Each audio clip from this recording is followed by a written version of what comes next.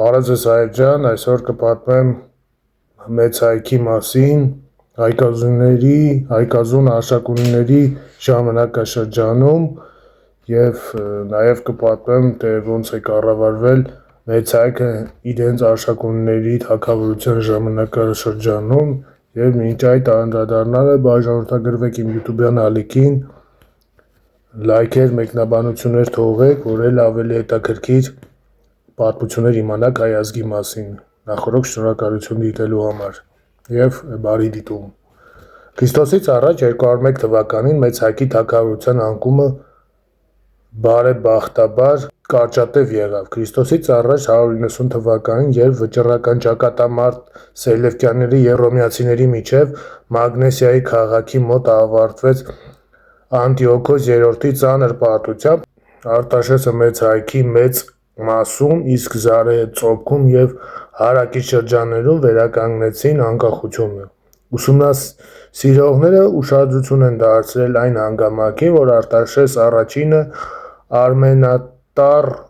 արձանագրություններում հնարավոր է ընթերցել արքայի երվանդական տոհմանունը։ Հետևաբար հնարավոր է, որ մեծ հայքի արքա Արտաշեսը ևս սերված է լինի հայկազուն երվանդականներից։ Այդուհանդերձ, հայագիտության մեջ ընդունված է Քրիստոսից առաջ 190-ից 189 թվականների հիմնված այս արքայատոհմը կոչել Արտաշես I-ի անվամբ։ Արտաշես I-ին հաջորդեց նրա որդի Արտավաստ I-ը և տիրան Տիգրան I-ը, որոնց հաջորդեց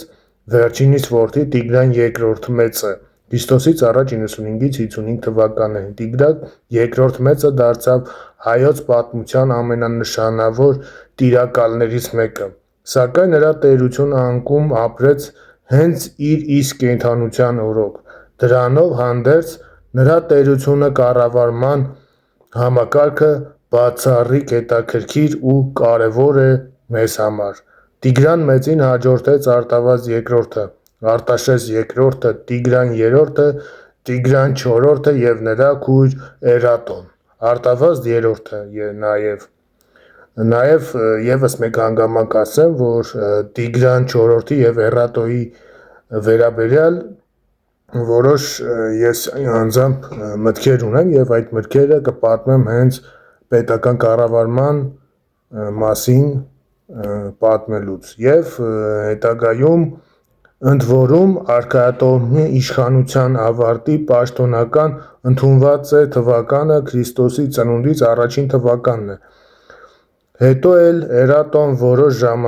ժամանակով Քրիստոսի ծնունդի ժամանակ 6-ից 11-րդ թվականներին իշխել է միանձնյա։ 1-ից 66 թվականը ընդունված է մեծ հայքի թագավորությամբ պահպանվեց, սակայն երկիր չուներ իր սեփական արքայատոհմը, իսկ մեծ հայքի գահին էին բացվում հիմնականում հռոմեական, պարթևական և այլ դրածո արքաներ և վերջում հենց Արշակունի արքայատոհմն է դառնում հայոց մեծ հայքի թագավորական տոհմը։ Այժմ պատմեմ պետական կառավարման համակարգի։ Հայկազուն Արտաշեսյանների թագավորության կառավարման համակարգը կենտրոնացված Արտաշես I-ի անցկացրած մեծ բարեփոխումների շրջանում, ինչը հիմնականում սկզբունքներով շարունակեց գործածել նաև հաջորդ Արշակունյաց դարաշրջանում։ Երկրի գլուխ կանգնած էր մեծ հայքի արքան, որի իշխանությունը անսահմանափակ էր և ժառանգական։ Երկրի կառավարման գործում կարևոր դեր ուներ արքային կից գործող բարձրագույն խորհրդակցական մարմինը, որը հայտնի էր Աշխարհաժողով անվամբ։ Վերջինս նշանակությունը հատկապես մեծանում էր արքայական իշխանության ճգնաժամի ժամանակ։ Հայտնի են մի շարք դեպքեր, երբ արքայի գերեվարելու, մահվան կամ այլ արտակարգ իրավիճակներում երկրի կառավարումն իր ձեռքն է վերցրել հենց Աշխարհաժողովը։ Եվ նաև հենց Աշխարհաժողովի շնորհիվ է, որ Տիգրան IV և Էրատո քույրը դարձել է հենց Տիգրան թագուհի և նա Տիգրան IV-ից հետո, երբ որ Տիգրան IV-ը թագավորություն մեծ հայքում չէր, հենց Էռատոն էր կառավարում մեծ հայքը։ Դա է հիմնական պատճառը եղել, որ աշխարհաժողովը դարձրել է Էռատոին թագուհի։ Եվ սա է հիմնավոր պատճառը, եւ ոչ մի այլ պատճառներ չկա Էռատոյի թագուհի դառնալու այդ հիմքը, եւ այլ ոչ մի միտումներ չկա, եւ քույր եղբայր այդ ամուսնությունը հնարավոր է եւ եղած չլինի, եւ նրան թագուհի են համարել, որովհետեւ նա կարողացել է կառավարել հենց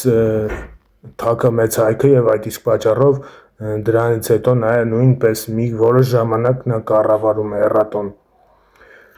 Արքան երկրի կառավարումն էր արքունի գործակալությունների միջոցով, որոնք տնօրինում էին երկրի կյանքի տարբեր ոլորտները։ Պետության կարևորագույն պաշտոններում, այդ թվում քրմապետի եւ հազարապետի, նշանակվում են արքայի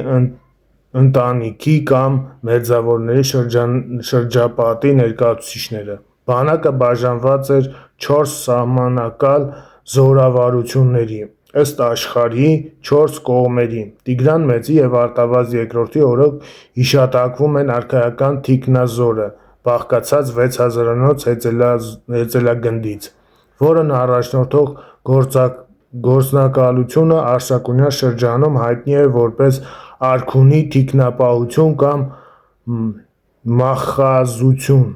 Արտաշես I-ը մեծ հայքի տարածքը բաժանեց 120